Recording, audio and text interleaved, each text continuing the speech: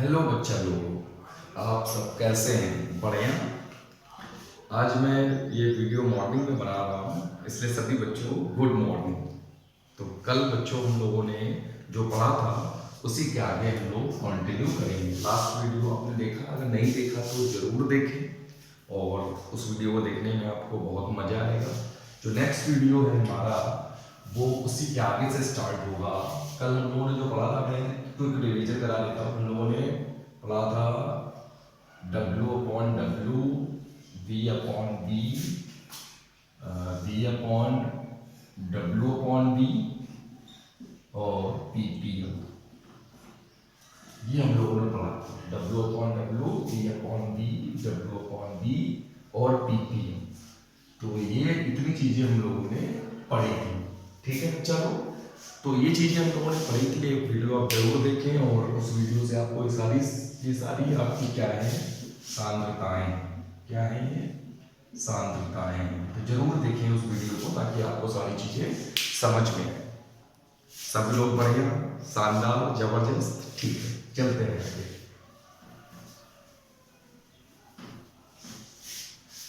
तो अगली जो सांद्रता व्यक्त करने का जो तरीका है हमारा वो है ग्राम प्रति लीटर। मतलब विलयन की सांद्रता को दिखाने के हमारे पास बहुत सारे तरीके होते हैं, जैसे कि हमने लास्ट वीडियो में आपके साथ डिस्कस की और आज भी मैं कुछ सांद्रताएं आपके साथ डिस्कस करूंगा, कंसंट्रेशन, और ऐसे करके आपको 4 से 5 पार्ट में पूरा चैप्टर कंप्लीट करके दूंगा विथ न्यूमेरिकल। ठीक है, तो बच्चा लोग ये सांद्रता है ग्राम प्रति लीटर में। तो अगर ये सांद्रता ग्राम प्रति लीटर में है तो जरा ये बताएं कि ये कैसे निकलेगी। तो विलयन की सांद्रता अगर आपको ग्राम प्रति लीटर में निकालनी है तो आप लेंगे विलेय का भार ग्राम बटे विलयन का आयतन लीटर में। तो ये आपकी ग्राम प्रति लीटर की सांद्रता हो जाएगी, ग्राम प्रति लीटर।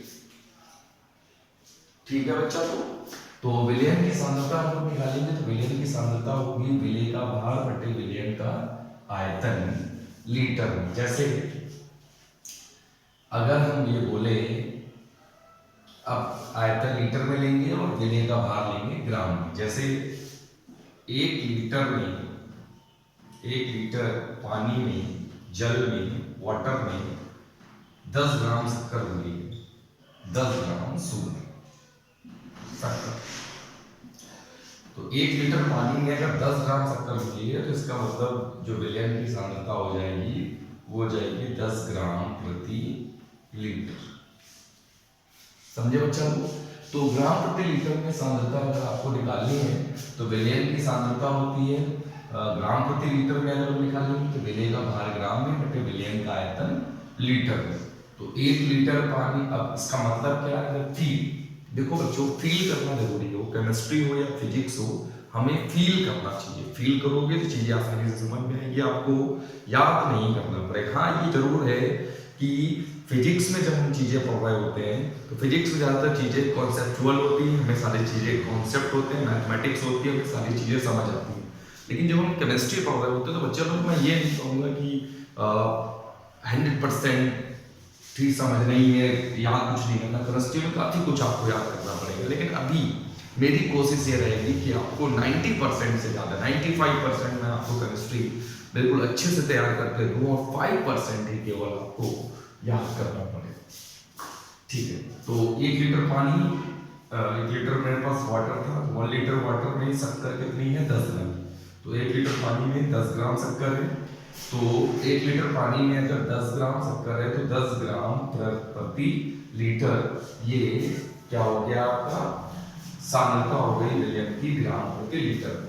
तो 1 लीटर पानी में, मतलब 1 लीटर पानी बोल दे आप या 1 लीटर आप बोल दे विलयन, विलयन ज्यादा बेटर है।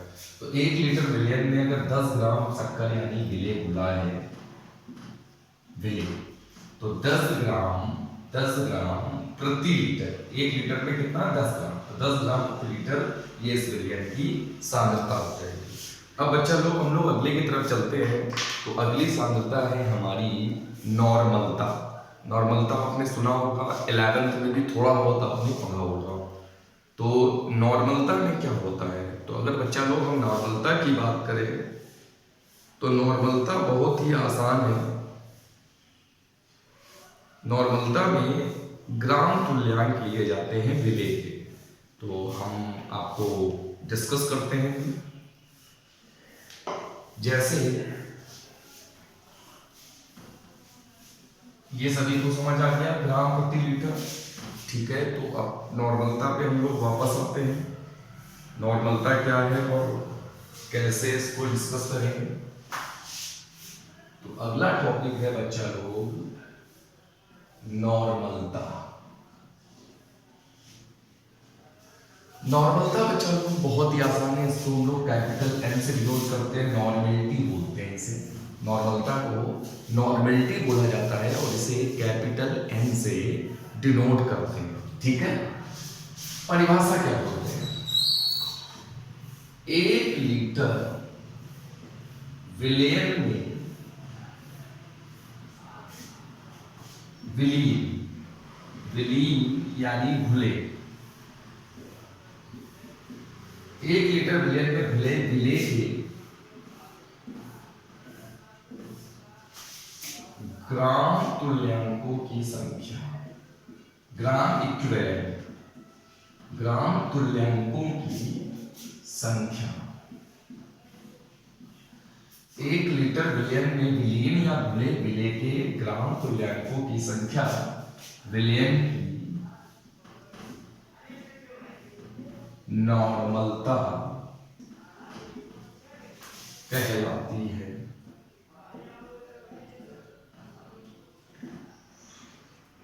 ठीक है बच्चा, को नॉर्मलता कहलाती है। तो नॉर्मलता जिसको हम लोग कैपिटल एन से डिनोट करते हैं, तो 1 लीटर विलेन में विलीन विले के ग्राम तुल्यांकों की संख्या विलेन की नॉर्मलता कहलाती है। अब बच्चा लोग परिभाषा बहुत आसान है, आप फिर से समझे। 1 लीटर विलेन में विलीन विले के ग्राम तुल्यांकों की संख्या, यानी 1 लीटर विलेन में विले के जितने ग्राम तुल्यांक मिले होंगे वही उस विलेन की नॉर्मलता हो जाएगी, ठीक है। अब परिभाषा क्या, इसका सूत्र क्या देते हैं, तो नॉर्मलता का सूत्र दिया जाता है विले के ग्राम तुल्यांकों की संख्या, विले के ग्राम तुल्यांकों की संख्या, विले के ग्राम तुल्यांकों की संख्या बटे विलेन का आयतन लीटर। ये बच्चा लोग हम लोग फॉर्मूला लेते हैं इसका। तो नॉर्मलता क्या है, नॉर्मलता में है 1 लीटर विलेन में विले, 1 लीटर विलेन में विले के ग्राम तुल्यांकों की संख्या विलेन की नॉर्मलता कहलाती है। नॉर्मलता का फॉर्मूला क्या हो गया, नॉर्मलता बराबर विले के ग्राम तुल्यांकों की संख्या बटे विलेन का आयतन लीटर। क्या बच्चा लोग समझ आ गया। अब यहाँ पे एक चीज और समझने वाली है कि आखिर ग्राम तुल्यांक क्या है, ठीक है। नॉर्मलता का मतलब सीधा शब्दों में है कि 1 लीटर विलेन है, 1 लीटर विलेन में कितने विले के ग्राम तुल्यांक मिले वही विलेन की नॉर्मलता है। ग्राम तुल्यांक को समझते हैं अगर हम लोग, ये ग्राम तुल्यांक क्या है। तो ग्राम तुल्यांक का अगर मतलब पता है, नॉर्मलता को हम लोग कैपिटल एन से डिनोट कर देते हैं। ग्राम तुल्यांक का मतलब होता है ग्राम में भाग बटे तुल्यांकी भाग इनटू विलेन का आयतन जो कि लीटर में होगा और W जो कि ग्राम में होगा। हम लोग ये फॉर्मूला यूज करते हैं। नॉर्मेलिटी, नॉर्मलता equals to small w upon capital E into capital E। नॉर्मलता बराबर विले का ग्राम में भाग बटे विले का तुल्यांकीय भाग इनटू विलेन का आयतन लीटर में, ठीक है। अब जरा हम लोग ये समझ लेते हैं कि E क्या है, कैपिटल E का मतलब क्या। फॉर्मूला आपको न्यूमेरिकल्स जो करेंगे आप, न्यूमेरिकल्स में आपको यही फॉर्मूला अप्लाई करना है, capital N equals to small w upon small w upon capital E into capital B litre. अब बच्चा लोग नॉर्मलता समझ आ गई। 1 लीटर विलय में घुले विलय के ग्राम तुल्यांकों की संख्या। ग्राम तुल्यांक का मतलब क्या होता है? विलय का ग्राम में भार बटे विलय का तुल्यांकी भार। अब तुल्यांकी भार हम लोग समझ लेते हैं, फिर इसका न्यूमेरिकल कर देंगे। तुल्यांकी भार क्या होता है? एक बच्चा लोग होता है अम्ल का तुल्यांकी भार,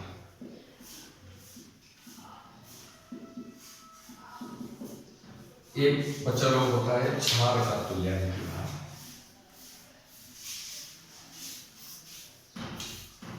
अम्ल का तुल्यांकी भार, एक होता है बच्चा लोग क्षार का तुल्यांकी भार, और एक बच्चा लोग होता है लवण का तुल्यांकी।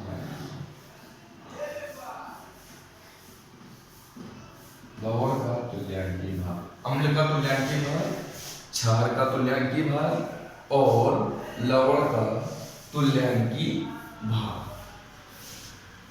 तो अम्ल का तुल्यांकी भार क्या होता है? अम्ल का अणुभार, अम्ल का अणुभार। अच्छा लोग समझ आ गया सभी को? ठीक है। अम्ल का अणुभार बटे अम्ल का तुल्यांकी भार, अम्ल का अणुभार बटे अम्ल की क्षारकता। बहुत इंपॉर्टेंट चीज बता रहा हूं मैं आपको, ये बुक में आपको नहीं मिलेगी, ठीक है? ये आपकी बुक में नहीं दिया है। क्षार का तुल्यांकी भार, तो क्षार का अणुभार बटे क्षार की अम्लता, और लवण का तुल्यांकी भार, तो लवण का अणुभार बटे लवण की संयोजकता। तो अम्ल का तुल्यांकी भार क्या होगा? ये क्षार का तुल्यांकी भार, ये लवण का तुल्यांकी भार, ठीक है। अब आपको ये बता देते हैं, अणुभार को सभी लोग जानते हो कैसे निकालते हैं। अब यहाँ क्वेश्चन ये है कि अम्ल की क्षारकता क्या होती है, क्षार की अम्लता क्या होती है, लवण की संयोजकता क्या होती है। तो बच्चा को बहुत आसान है। जैसे कोई अम्ल दिया है आपको HCl, H2SO4 या फिर HNO, ये अम्ल है जो प्रबल अम्ल है। प्रबल अम्ल आपके कई सारे होते हैं, मेनली 3 हम लोग लेते हैं। तो अगर हमें अब ये जैसे हमें HCl का तुल्यांकी भार निकालना है, तो HCl का अणुभार ऊपर लिखेंगे और HCl की क्षारकता नीचे लिखेंगे। क्षारकता होती क्या है? तो अम्ल की क्षारकता का मतलब होता है अम्ल में उपस्थित हाइड्रोजन परमाणुओं की संख्या, या अम्ल में उपस्थित विस्थापनीय हाइड्रोजन परमाणुओं की संख्या। सीधे अगर सही शब्दों में बोला जाए तो यहाँ HCl में विस्थापनीय हाइड्रोजन परमाणुओं की संख्या H है, H1 है, और अगर H2SO4 में देखें विस्थापनीय हाइड्रोजन परमाणुओं की संख्या 2 है, और अगर HNO3 में देखें तो विस्थापनीय हाइड्रोजन परमाणुओं की संख्या 1 है। इसी को बोलते हैं अम्ल की क्षारकता। यानी HCl में अणुभार तो आप निकाल ही लोगे, H2SO4 का अणुभार भी आप निकाल लोगे, HNO3 का भी आप निकाल लोगे, लेकिन जब इसकी क्षारकता निकालोगे तो बस हाइड्रोजन देखोगे, विस्थापनीय हाइड्रोजन, अकेले हाइड्रोजन नहीं, विस्थापनीय हाइड्रोजन परमाणुओं की संख्या। तो HCl में H, H2SO4 में H2 एंड HNO3 में H। अभी मैं न्यूमेरिकल बताऊंगा तो और चीजें क्लियर कर दूंगा। क्षार में बच्चा लोग जैसे NaOH, KOH, प्रबल क्षार। तो क्षार का तुल्यांकी भार, क्षार का अणुभार, तो क्षार का अणुभार निकालने के लिए आप अणुभार निकाल लोगे इसका, बटे क्षार की अम्लता। क्षार की अम्लता मतलब उसमें कितने OH प्रतिस्थापनीय OH समूह उपस्थित है। जैसे यहाँ प्रतिस्थापनीय H हाइड्रोजन आयन देखते थे, यहाँ पर प्रतिस्थापनीय हाइड्रोक्साइड आयन देखते हैं कितने, वही क्षार की अम्लता होती है। फिर लवण का तुल्यांकी भार, तो लवण होता है आपका NaCl, या कई सारे लिख सकते हो Na2SO4 या जो भी। तो लवण आपके बहुत सारे होते हैं। तो लवण की होती है संयोजकता। लवण में आप एक चीज जानते हो, लवण हमेशा उदासीन होता है, उसमें जितना प्लस होगा उतना ही माइनस होगा। तो आप संयोजकता में चाहे प्लस वाला ले लो चाहे माइनस वाला ले लो, कोई भी हो। जैसे NaCl में Na+Cl- तो संयोजकता Na की 1, Cl की भी 1, तो लवण की संयोजकता 1, तो संयोजकता 1 और 1 हो जाती है। ठीक है। अब जैसे Na2SO4, ठीक है, तो लवण का उद्भव बटे लवण की संयोजकता। तो अब जैसे Na2SO4 हमने लिखा, तो Na2SO4 में Na+1 है, तो 2Na+1 लिखेंगे और प्लस SO4 2 माइनस लिखेंगे। तो आपको पता है कि लवण में जितना प्लस उतना माइनस, तो चाहे प्लस वाली संयोजकता ले लो चाहे माइनस वाली संयोजकता ले लो, वही आपको लिखनी होती है। समझ आ गया सभी को? अगर नहीं समझ आया हो तो वीडियो को पीछे ले बैक करें, फिर से मेरी बातों को सुने और आगे बढ़ें। जब भी आपको कोई टॉपिक जैसे एक बार में आपने देखा और आपको नहीं समझ आया, तुरंत आप बैठ जाओ, फिर से उतना टॉपिक को देखो, फिर आगे बढ़ो, क्योंकि अगर नहीं समझ आया तो आगे की चीजें भी नहीं समझ आएगी। और मेरी पूरी कोशिश है कि मैं आपको एक एक चीज समझाऊं, एक एक चीज बताऊं। अब मैं इसका न्यूमेरिकल लेता हूँ नॉर्मलता का, जिससे आपको और भी चीजें क्लियर होंगी, ताकि आपको ये समझ आए जो मैं ये बता रहा था ये क्या है। तो मैं नॉर्मलता का एक क्वेश्चन लेता हूं। 4 ग्राम सोडियम हाइड्रोक्साइड, यही होता है ना NaOH, को जल यानी H2O में घोलकर विलयन का आयतन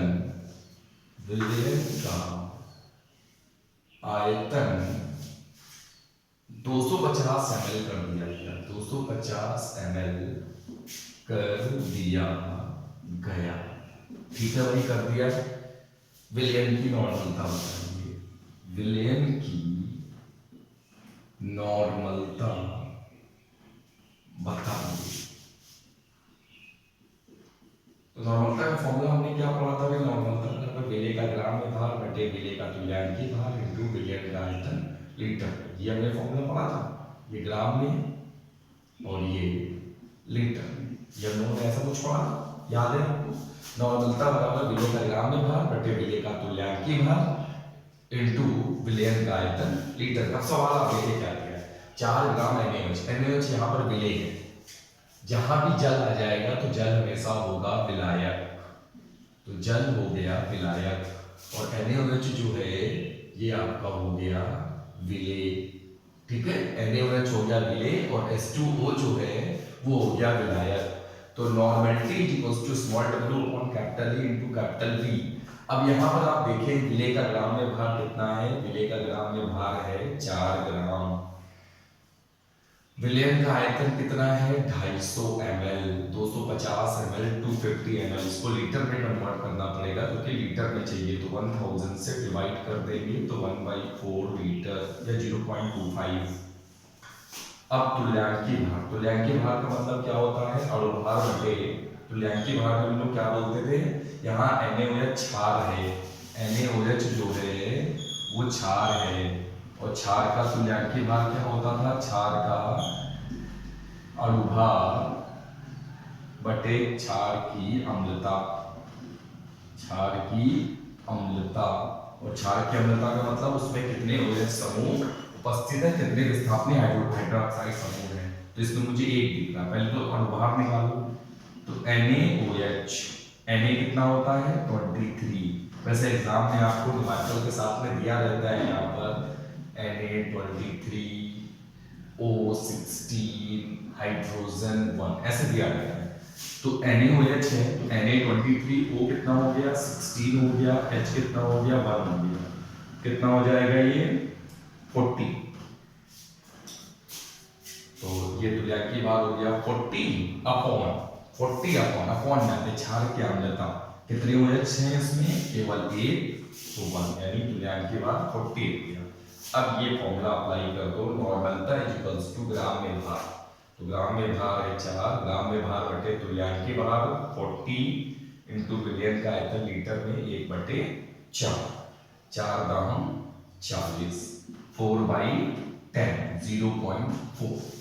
तो ये आपका आ गया, ये आपकी आ गई नॉर्मलता, कितनी आ गई? नॉर्मलता आपकी आ गई 0.4। तो किसी की भी नॉर्मलता हो, चाहे अम्ल की हो, मतलब किसी भी विलयन की नॉर्मलता अगर आपको निकालनी है तो आप ये फॉर्मूला यूज करेंगे, नॉर्मलता इक्वल्स टू विलेय का ग्राम में भार बटे तुल्यांकीय भार इनटू विलयन का आयतन लीटर में। विलेय का ग्राम में भार यहाँ अम्ल भी हो सकता है, यहाँ पे क्षार भी हो सकता है, यहाँ पे लवण भी हो सकता है, तो ग्राम में भार आपको दिया रहेगा, आयतन ml में दिया तो लीटर में कन्वर्ट कर लेंगे। तुल्यांकीय भार निकालने के लिए हमने आपको 3 फॉर्मूले बता दिए। अन्य क्षार वही फॉर्मूले से तुल्यांकीय भार निकाल लेंगे और वो भार निकालना बिल्कुल आसान होता है, सीधे रख के सबको जोड़ दिया जाता है, तो इस तरीके से आपकी नॉर्मलता आती है। ठीक है बच्चों, चलते हैं आगे की तरफ। और इसमें एक नॉर्मलता से रिलेटेड कुछ चीजें आपको बताते हैं। कभी कभी आपको कुछ चीजें दी रहती है, जैसे कभी कभी आपको दिया रहता है डेसी नॉर्मल विलियन। विलियन आपको दिया रहता है, विलियन आपको दिया रहता है डेसी नॉर्मल। कभी आपको विलियन दिया रहता है सेंटी नॉर्मल, कभी मिली नॉर्मल। कभी दिया रहता है सेंटी नॉर्मल,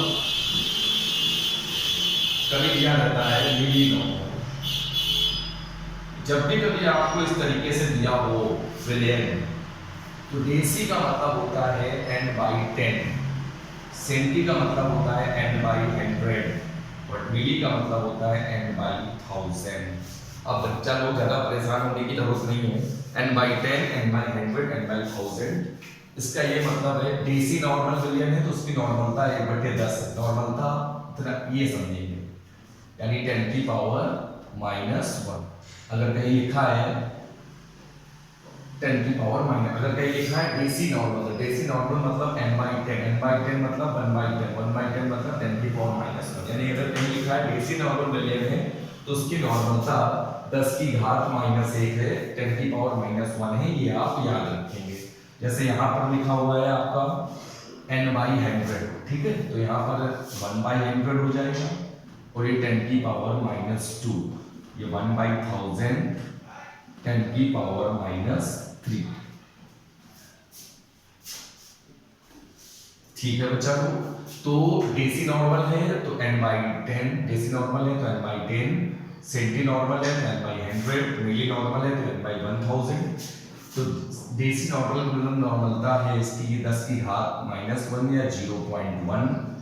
अगर सेंटी नॉर्मल है तो उसकी नॉर्मलता 1/100, 10⁻⁻2 या 0.01। और अगर मिली नॉर्मल है तो उसकी नॉर्मलता होगी 1/1000 या 10⁻⁻3 या 0.001। तो कहीं डेसी नॉर्मल दिया है तो उसकी नॉर्मलता आप समझ जाना 0.1। कहीं अगर सेंटी नॉर्मल दिया समझ जाना उस विलियन की नॉर्मलता 0.01। और कहीं अगर मिली नॉर्मल दिया तो समझ जाना उसकी नॉर्मलता 0.001 है। ठीक है बच्चा, तो अगले टॉपिक की तरफ हम लोग चलते हैं और वो है हमारा टॉपिक मोलरता। ठीक है, तो ये थी आपकी नॉर्मलता। अगले की तरफ चलते हैं तो वो है मोलरता। तो बच्चों को मोलरता क्या होती है? मोलरता, तो मोलरता में क्या होता है, नॉर्मलता की तरह ही है। जो मोलरता है ये बिल्कुल नॉर्मलता की तरह है। परिभाषा में लिखें तो 1 लीटर विलेन में विलेन या घुले विलेन के मोलों की संख्या, मोलों की संख्या विलेन की मोलरता कहलाती है। बच्चा लोग राइटिंग समझ आ रही है? अभी आदत पड़ जाएगी आपकी धीरे धीरे, जब आप पढ़ोगे उनसे तो आपको ये स्पेशल राइटिंग है हमारी, तो आपको आदत पड़ जाएगी इसकी। अभी थोड़ी सी प्रॉब्लम हो सकती है राइटिंग में, आपको कुछ चीजें ना समझ आ रही हो, धीरे धीरे हैबिट में आ जाएगा और पढ़ने में बड़ा मजा आएगा हम लोगों को। तो 1 लीटर विलेन में विलेन के मोलों की संख्या विलेन की मोलरता कहलाती है। ठीक है, तो 1 लीटर विलेन में विलेन के पिछले में नॉर्मलता में क्या था, पूरी परिभाषा आप देख लो भाई। नॉर्मलता में भी यही थी, मोलरता में केवल ये आ गए हैं मोलों की संख्या, और वहां पे आपको ध्यान होगा लिखा था ग्राम तुल्यांकों की संख्या। तो बस इतना ही फर्क है, मोलों की संख्या और ग्राम तुल्यांकों की संख्या। ठीक है बच्चा लोग, तो केवल और केवल इतना ही फर्क है दोनों में। तो पर लाता तो होगा कि सीधे आपको कुछ नहीं याद रखना। क्या याद रखना है? 1 लीटर विलेन में विलेय के जितने मोल घुले होंगे वही विलेय की मोलरता होगी। मोलरता का सूत्र क्या होगा? तो मोलरता बराबर विलेय के मोल, विलेय के मोल या विलेय के मोलों की संख्या बटे विलयन का आयतन, विलयन का आयतन इसमें लीटर, विलयन का आयतन लीटर। ठीक है बच्चों, तो मोलरता बराबर विलेय के मोल बटे विलयन का आयतन लीटर, ये हो गई आपकी मोलरता। अब और फॉर्मूला एक्सटेंड करते हैं तो मोलरता को कैपिटल एम से डिनोट करते हैं। विलेय के मोल आपने बच्चा लोग पढ़ा होगा, मोल बराबर होता है ग्राम में भार बटे अणु। मोल बराबर क्या होता है? ग्राम में भार बटे अणु भार। तो विलेय के मोल है तो विलेय का ग्राम में भार बटे विलेय का अणु भार इनटू विलयन का आयतन लीटर, ये आपका मोलरता का फॉर्मूला बन जाता है। मोलरता इज इक्वल्स टू विलेय का ग्राम में भार बटे विलेय का अणु भार इनटू विलयन का आयतन लीटर में। तो मोलरता बराबर ये आपका फॉर्मूला बन जाता है। अब बच्चा लोग इसमें भी इतना समझ आ रहा है? पक्का श्योर? आगे चले?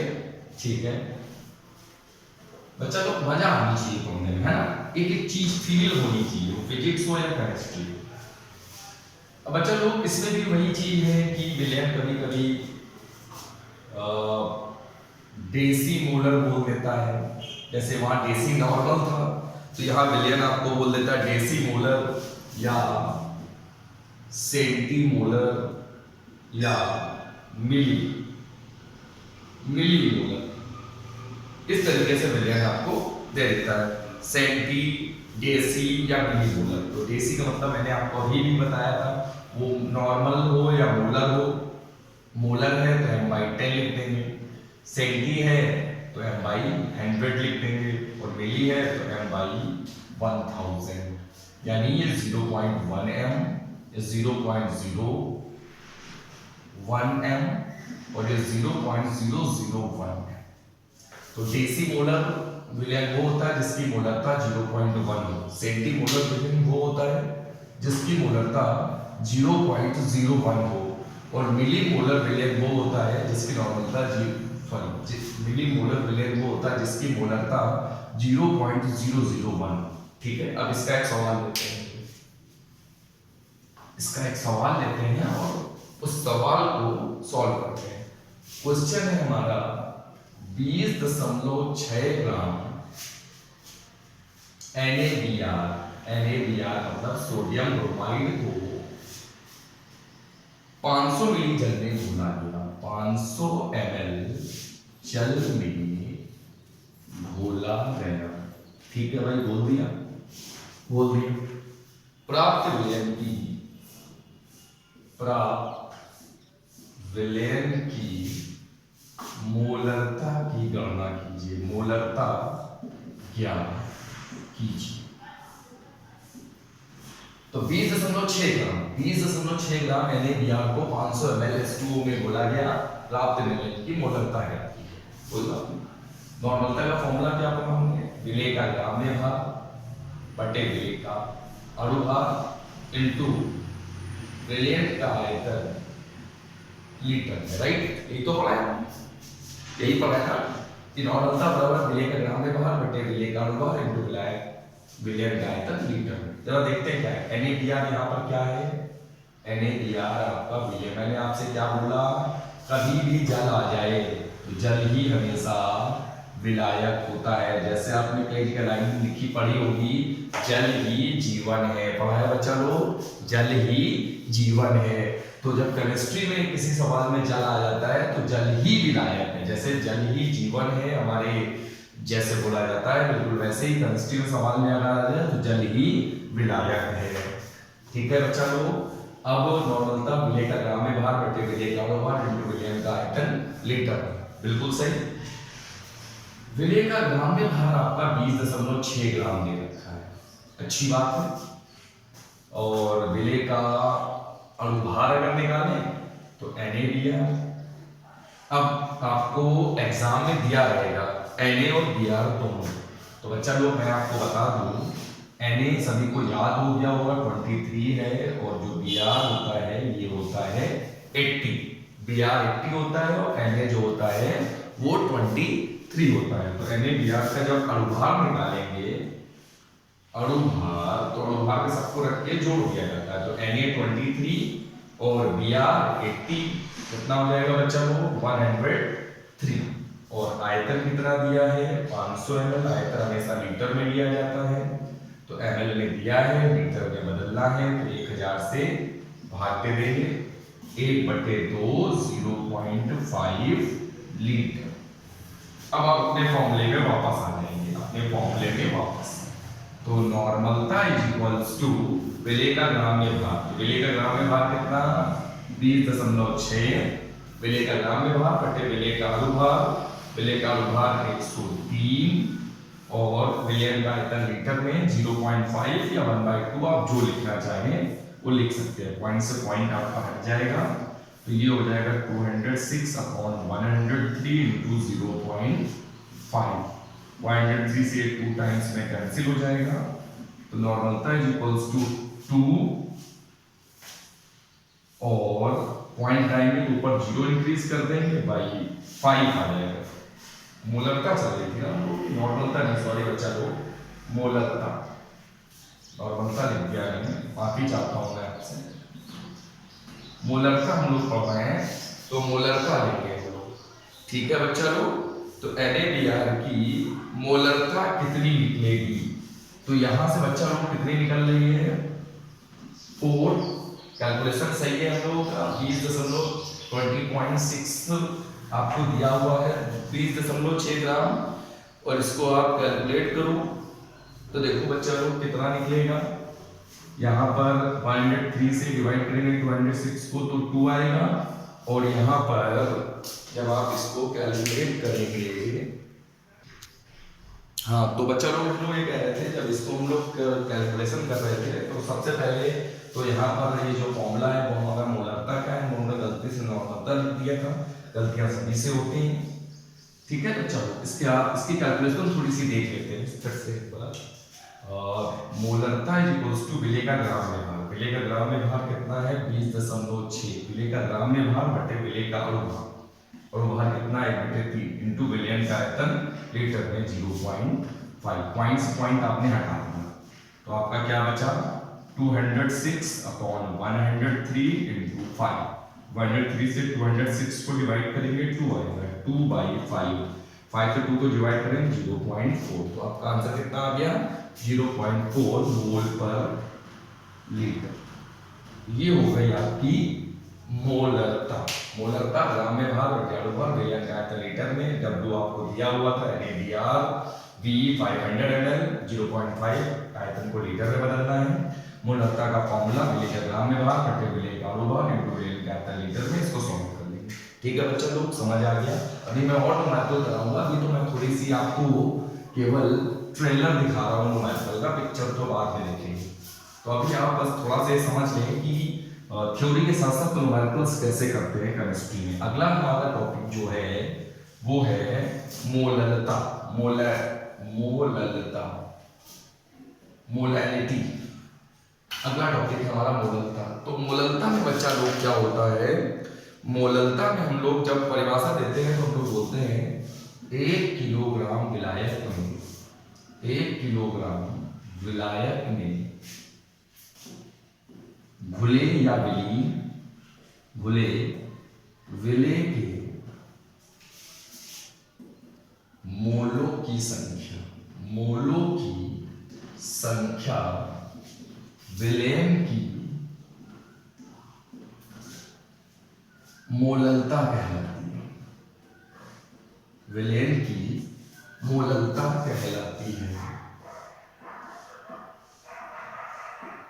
तो बच्चा लोग मोलरता की अगर हम बात करें तो मोलरता में परिभाषा हम देते हैं 1 किलोग्राम विलायक में। अभी तक विलियन चल रहा था, नॉर्मलता में क्या था 1 लीटर विलियन में घुले विलेय के ग्राम तुल्यांकों की संख्या मोलरता में क्या था, 1 लीटर विलयन घुले विलेय के मोलों की संख्या। यहाँ पर क्या है, मोलरता में खास बात क्या होती है, मोलरता मोलैलिटी में इसमें विलायक आ जाता है विलयन की जगह पे, विलयन की जगह पर विलायक। परिभाषा हम लोग ये देते हैं कि 1 किलोग्राम विलायक में घुले विलेय के मोलों की संख्या, और फॉर्मूला देते हैं मोलरता का। बच्चा लोग मोलरता को मैं मोलरता ही लिख रहा हूँ, वैसे स्मॉल एम से कई जगह डिनोट किया जाता है, कई बुक्स में आप देखोगे तो मोलरता को स्मॉल एम से डिनोट करते हैं। मैं नहीं शो कर रहा क्योंकि मैंने अणुभार को स्मॉल एम से शो कर रखा, दोनों मैच कर जाएंगे। तो मोलरता इक्वल्स टू विलेय के मोल, विलेय के मोल या मोलों की संख्या बटे विलायक का भार, विलायक का भार किलोग्राम। ये शर्त है, 1 किलोग्राम विलायक, विलायक किलोग्राम में है। तो मोलरता का फॉर्मूला हमारा क्या बन जाएगा, मोलरता बराबर विलेय के मोल मतलब विलेय का ग्राम में भार बटे विलेय का अणु भार इनटू विलायक का भार किलोग्राम में। तो विलायक के भाग को मैं कैपिटल W लिख देता हूं और 1 किलोग्राम में। विलेय की जितनी चीजें हम लिखेंगे वो स्मॉल से लिखेंगे, विलेय का भार तो स्मॉल W, विलेय का भार तो स्मॉल, विलायक का भार तो कैपिटल W, विलायक का भार तो कैपिटल, मतलब विलेय की चीजों को स्मॉल से शो करेंगे और विलायक की चीजों को कैपिटल से। तो ये आपका मोलरता का फॉर्मूला बनता है, स्मॉल w और small m into capital W। यहां पर आपको लिखने की जरूरत नहीं है। तो मोलरता W ग्राम में बटे अणुभार इनटू विलायक का भार किलोग्राम, ये मात्रक आपको याद रखने जरूरी। अब इस पे एक सवाल करते हैं सर, सबसे पहली चीज याद रखने वाली क्या है कि सभी नॉर्मलता और मोलरता में 1 लीटर विलयन लिया जाता था और मोलरता में विलायक। तो हम लोग गलती क्या करते हैं, हम लोगों को यहाँ पर विलयन याद है। अगर आप ये यहाँ पे विलयन कर देंगे, विलयन का लीटर में, तो ये बन जाएगी मोलरता। Small w upon small m तो मोलरता में भी होता है, यहाँ पर अगर विलयन का लीटर में कर देंगे तो मोलरता, और विलायक का भार किलोग्राम में तो मोलरता। ठीक है। अब बच्चा लोग एक सवाल करते हैं इससे रिलेटेड, एक सवाल करते हैं जो बहुत ही आसान है और आपको बिल्कुल आसानी से समझ में आएगा। एक लवण का अणुभार, एक लवण का अणुभार 30 है। ठीक है, कोई लवण है उसका अणुभार 30 है। लवण की 3 ग्राम मात्रा, लवण की 3 ग्राम मात्रा, बच्चा लोग एकदम एनर्जेटिक होके पढ़ेंगे। 3 ग्राम मात्रा 250 ग्राम जल में, 250 ग्राम जल में विलीन की गई या घोली गई, जो भी आप समझ लें, विलीन की गई या घोली गई। विलयन की मोलरता बताइए, विलयन की मोलरता, विलयन की मोलरता ज्ञात कीजिए या बताइए। बच्चे लोग बड़ा आसान क्वेश्चन है। एक लवण का अणुभार 30 है, लवण की 3 ग्राम मात्रा को 250 ग्राम जल में विलीन, लवण की 3 ग्राम मात्रा 250 ग्राम जल में विलीन की गई, विलयन की मोलरता ज्ञात कीजिए। ठीक है बच्चा लोग, तो मोलरता का हमने फॉर्मूला अभी क्या बताया,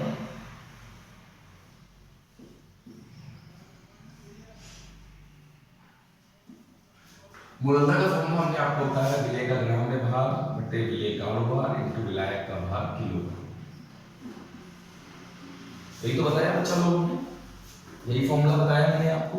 ठीक है, चलते हैं पहले देखते हैं है क्या क्या। एक लवण का अणुभार 30 है, विलयन लवण का अणुभार यानी m जो है वो 30 है। मेरे लिए अच्छा है, अगर लवण का नाम दिया होता, उसका सूत्र दिया होता तो हमें अणुभार निकालना पड़ता है जोड़कर, लेकिन जब डायरेक्ट दिया है, लवण का नाम नहीं दिया, अणुभार निकाल नहीं सकते, तो डायरेक्ट उतना अणुभार दे रखा है। लवण की 3 ग्राम मात्रा, लवण यानी विलेय, विलेय की 3 ग्राम मात्रा 250 ग्राम जल में, जल जहां है तो जल विलायक है, जल ही जीवन है, जल ही विलायक है। ठीक है बच्चा लोग, जल ही जीवन है, जल ही विलायक है।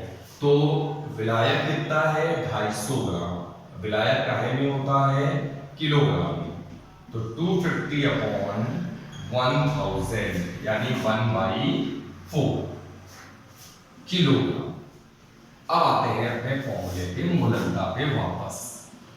तो बच्चा लोग मोललता इज इक्वल्स टू क्या हो जाएगा, मोललता is equals to small w upon small m into capital W। तो स्मॉल w कितना है 3 ग्राम में, स्मॉल m कितना है 30, ये तो आपको गिवन था निकालना नहीं पड़ा, तो कैपिटल W है 1/4।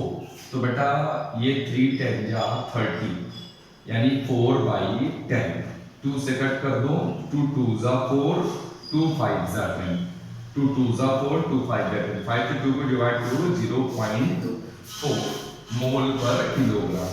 मोल पर किलोग्राम, आपको मात्रक याद नहीं करना है, ठीक है। मोललता में क्या आता है, मोललता में फॉर्मूला बताया था विलेय के मोल बटे विलायक का भार किलोग्राम में।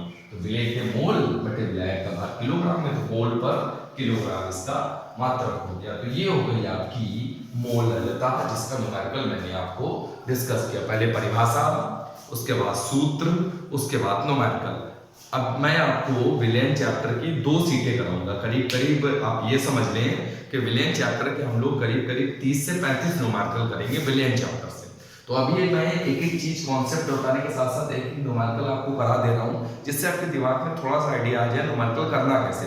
बाकी मैं आपको विलेयन की 2 सीटें डिस्कस करूंगा, 2 सीटें मैंने बनाई हैं, उन 2 सीटों के करीब करीब 40 न्यूमेरिकल मैं आपसे डिस्कस करूंगा विलेयन के चैप्टर कंप्लीट होने के बाद, जैसे फिजिक्स में की थी। चलते हैं बच्चा लोग अगली तरफ। तो अगला टॉपिक है हमारा मोल प्रभाज। अगला टॉपिक छोटा सा टॉपिक है बच्चा लोग, इसको देख लेते हैं।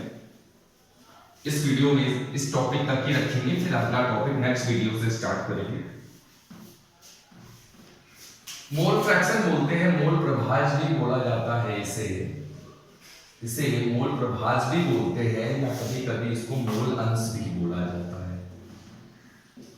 तो बच्चा लोग मोल प्रभाज या मोल अंश होता क्या है, अगर हमसे ये परिभाषा पूछी जाए तो मोल प्रभाज या मोल अंश, जैसे कि आपको पता है जो हमारा विलयन होता है वो 2 हिस्सों में डिवाइड होता है, विलेय प्लस विलायक। तो एग्जाम में जब सवाल आता है तो हमसे विलेय के मोल प्रभाज पूछता है या तो विलायक का मोल प्रभाज पूछता है।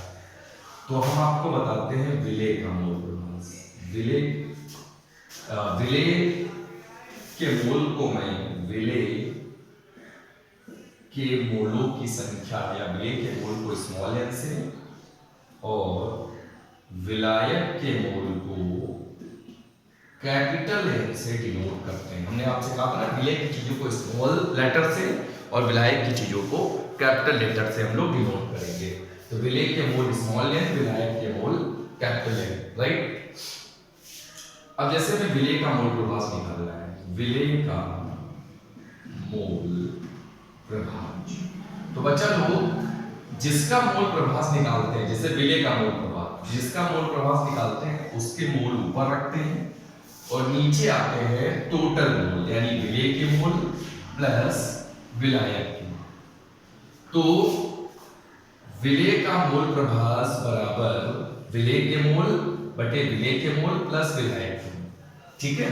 और जब विलायक का मोल प्रभाज निकालेंगे, विलायक का मोल प्रभाज, तो विलायक का मोल प्रभाज निकालेंगे तो विलायक के मोल ऊपर और नीचे टोटल, नीचे हमेशा डिनोमिनेटर में टोटल रहेगा। यानी हम ये बोल सकते हैं कि जिसका मोल प्रभाज आपको निकालना है उसके मोल ऊपर और नीचे कुल मोलों की संख्या या विलयन के मोलों की संख्या। तो विलेय का मोल प्रभाज निकालेंगे तो विलेय के मोल ऊपर होंगे, नीचे विलेय के मोल प्लस विलायक के मोल, और जब विलायक का मोल प्रभाज निकालेंगे तो विलायक के मोल ऊपर होंगे, नीचे विलेय के मोल प्लस विलायक के मोल। यानी जिसका मोल प्रभाज निकालेंगे उसके मोल ऊपर टोटल नीचे, जिसका मोल प्रभाज निकालेंगे उसके मोल ऊपर टोटल नीचे। अब अच्छा लोग इसकी एक खास बात होती है कि जब हम विलेय और विलायक के मोल प्रभाज को जोड़ते हैं, विलेय और विलायक के मोल प्रभाज को जब हम जोड़ते हैं, विलेय का मोल प्रभाज प्लस विलायक का मोल प्रभाज, तो एक खास चीज निकल के आती है, विलायक का मोल प्रभाज। बच्चे लोग जोड़ो,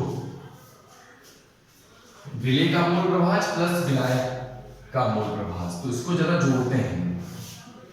कितना, विलेय का मोल प्रभास small n upon small n plus capital N, और विलायक का मोल प्रभास capital N upon small n plus capital N.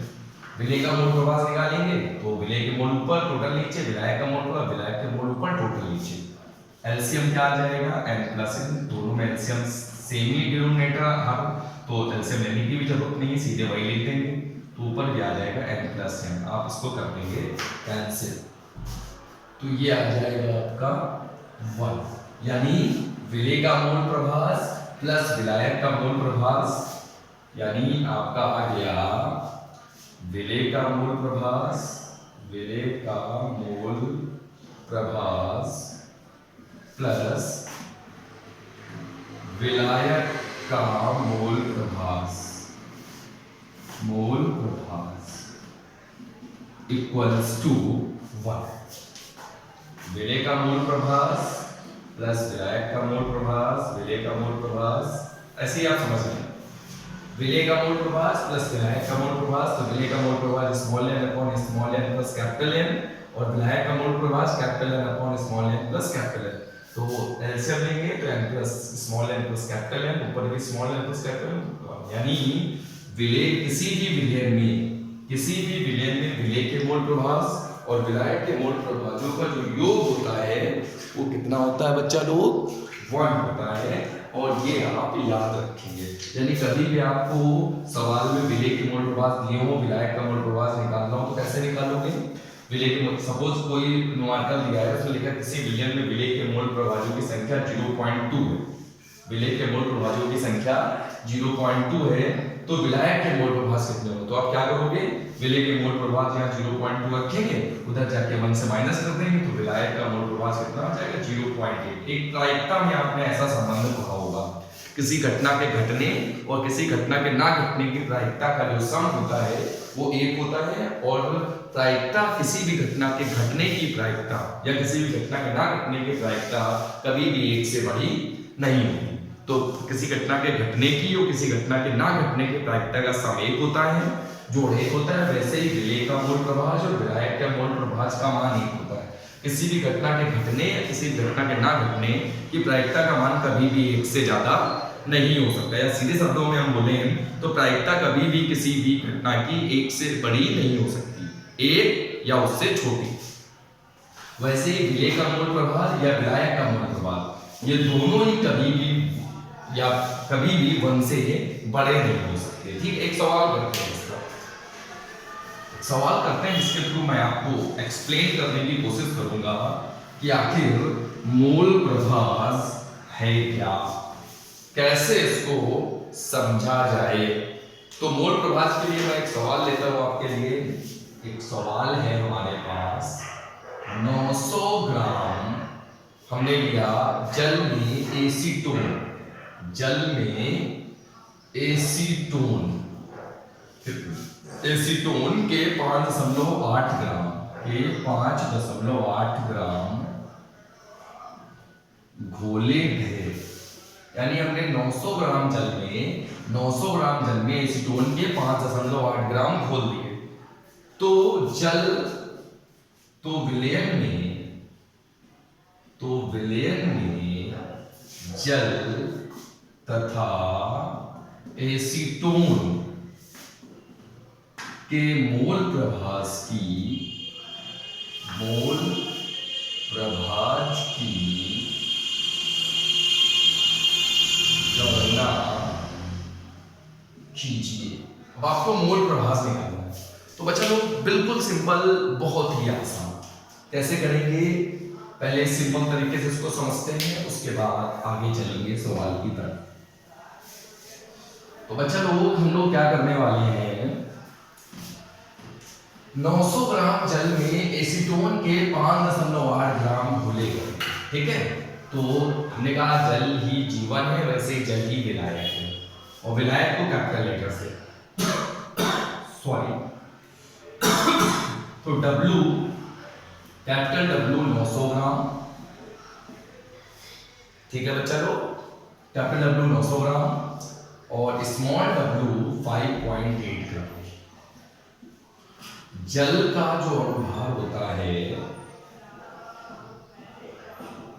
होता है, जल HF होता है, तो 2 एकम 2 और 2 16 18। एसीटोन बच्चा लोग, एसीटोन कई लोगों को इसका फॉर्मूला ही नहीं पता होगा। एसीटोन होता है CH3COCH3। अब इसका जरा बच्चा लोग अणुभार देखो, तो कार्बन होगा 12, हाइड्रोजन 1 होता है, 3 है, 3 बन गया 3 plus carbon 12, oxygen 16, carbon 12, hydrogen 1 into 3। बच्चा लोग इसको ऐड करो, कितना आएगा 12 3 15, 15 12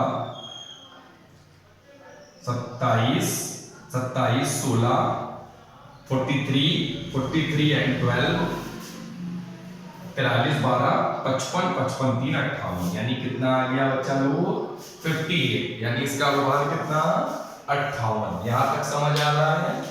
ठीक है बच्चा लोग, इसके आगे चलते हैं। अब हमें मोल प्रभास निकालना है। मोल प्रभास में क्या था, जिसके मोल प्रभास निकालना है उसके मोल ऊपर टोटल नीचे। तो हम ऐसा करते हैं, विलेय और विलायक दोनों के मोल निकाल लेते हैं पहले, बिना मोल निकाले हमारा काम नहीं चलेगा।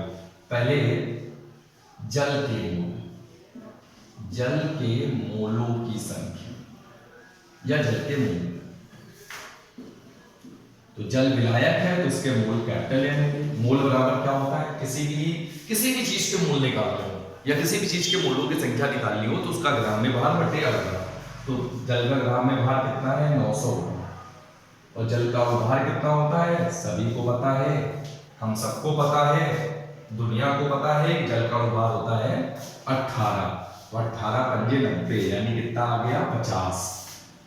एसीटोन, एसीटोन के मोलों की संख्या, मोलों की संख्या कितनी होगी बच्चा लोग। एसीटोन विलेय होगा, विलेय है स्मॉल एम, इसका भी मोल निकालने का तरीका होगा ग्राम में भार बटे अल्फा। तो विलेय का मोल कितना है, एसीटोन के मोलों की संख्या, एसीटोन के मोलों की संख्या मतलब एसीटोन का ग्राम में भार बटे एसीटोन का अणुभार। तो एसीटोन का ग्राम में भार कितना है 5.8 ग्राम, 5.8 ग्राम देखा, एसीटोन के 5.8 ग्राम। तो 900 ग्राम जल में एसीटोन के 5.8 ग्राम घोलेंगे तो एसीटोन विलेय है, तो विलेय का ग्राम में भार स्मॉल w होगा और अणुभार है 50। तो बच्चा लोग इसको सॉल्व करो, कितना आएगा 0.1। ठीक है, इसके मोल आ गए 0.1। अब बच्चा लोग आगे चलते हैं और जल का मोल प्रभास निकालते हैं।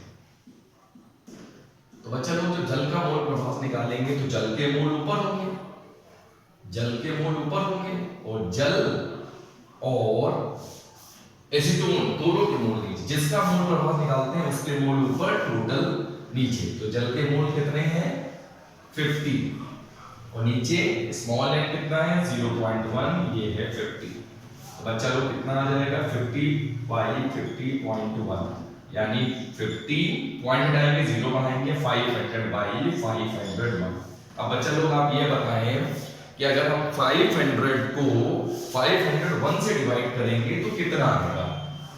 सभी लोग डिवाइड कर लेते हो तो बेटा जरा सा थोड़ा सा फर्क है यहाँ पे। अगर 501 अगर ये 1 ग्रेटर होता तो डिवाइड करने से 1 आ जाता, थोड़ा सा 1 लेस है यानी 1 से थोड़ी सी छोटी वैल्यू आएगी, ये आएगा 0.998। आप डिवाइड कर देगा 501 से 500 को तो 0.998। फिर हमने आपको अच्छा जल का मोल प्रभाव आ गया। अब हमें एसीटोन का मोल प्रभाव चाहिए। एसीटोन का मोल प्रभाव, तो बच्चा लोग एसीटोन का मोल प्रभाव हमने बताया था विलेय का मोल प्रभाव प्लस विलायक का मोल प्रभाव इक्वल्स टू 1। तो हमने ये कहा था कि विलेय के मोल प्रभाव और विलायक के मोल प्रभाव दोनों में से अगर किसी एक का मोल प्रभाव पता है और दूसरे का निकालना है तो 1 से माइनस कर दो, सीधे माइनस कर दो। तो एसीटोन का मोल प्रभाव चाहिए तो हम 1 से क्या करेंगे 0.090, या तो सीधे फॉर्मूला लगा लो आप पहले। तो एसीटोन का मोल प्रभाव निकालेंगे तो एसीटोन के मोल ऊपर और नीचे टोटल। एसीटोन के मोल कितने हैं 0.1 और नीचे 0.1 प्लस 50, तो ये हो जाएगा 0.1 अपॉन 50.1, पॉइंट से पॉइंट कैंसिल 1/501, 1/501 501। तो जब आप इसको सॉल्व करोगे 1/1/501 को, तो आप समझ पाओ ऊपर वाले नीचे इतनी बड़ी वैल्यू, तो डिवाइड करने से आएगा आपका 0.002 0.002। लेकिन हम लोग इस कैलकुलेशन को अपने लिए आसान कर सकते हैं। हम क्या करेंगे, हमने जल का मोल प्रवाह निकाला, तो जल के मोल ऊपर, नीचे टोटल मोल, जल के मोल 50 और टोटल मोल नीचे, उसका सॉल्व किया 0.998 आ गया। फिर एसीटोन के मोल यानी विलेय के मोल, तो विलेय के मोल ऊपर, नीचे टोटल, और हल किया तो ये आ गया। लेकिन हमने एक सूत्र आपको बताया था, उस सूत्र का प्रयोग कर लो कि विलेय के मोल, विलेय का प्लस विलायक का मोल प्रभाजों का जो जोड़ होता है वो 1 होता है। यानी विलेय और विलायक दोनों में से किसी एक का अगर मोल प्रभाव हमें पता है और दूसरे का निकालना है, तो हम फॉर्मूला नहीं लगाएंगे, सीधे 1 से उसको माइनस कर देंगे। तो हमने जल का मोल प्रभाव निकाल लिया था 0.998, तो हम क्या करेंगे, सीधे 1 से माइनस करेंगे 0.998, कितना आ जाएगा 0.002। ये सिंपल है हमारे लिए। तो वैसे फॉर्मूला हमने आपको बता दिया कि आप हो सकता है पहले आप एसीटोन का मोल प्रभाव निकालते तो 0.002 आता, फिर एसीटोन के मोल प्रभाव को 1 से माइनस करते तो जल के मोल प्रभाव आ जाते। यानी विलेय और विलायक दो हैं, दोनों में से किसी एक का मोल प्रभाव आपको निकालना पड़ेगा सूत्र से, और दूसरे का मोल प्रभाव निकालने के लिए आप सूत्र भी लगा सकते हैं। लेकिन अगर सूत्र नहीं लगाना चाहते हैं मोल प्रभाव वाला, तो आप सीधे उसको 1 से माइनस कर सकते हैं। तो बच्चा लोग आज के लिए यहीं तक रखते हैं, आज का वीडियो यहीं तक रखते हैं। बच्चा लोग आप लोग को कितनी चीजें समझ में आई, कितनी चीजें नहीं समझ में आई, क्या क्या वीडियो में आपको मिस्टेक्स नजर आई, आप जरूर कमेंट करके हमें बताएं, ताकि हम अगले वीडियो में उसको करेक्ट कर सकें। तो बच्चा लोग आज के लिए इतना ही रखते हैं, विलियम चैप्टर को नेक्स्ट वीडियो में मैं कंटिन्यू करूंगा। ओके बाय बच्चों।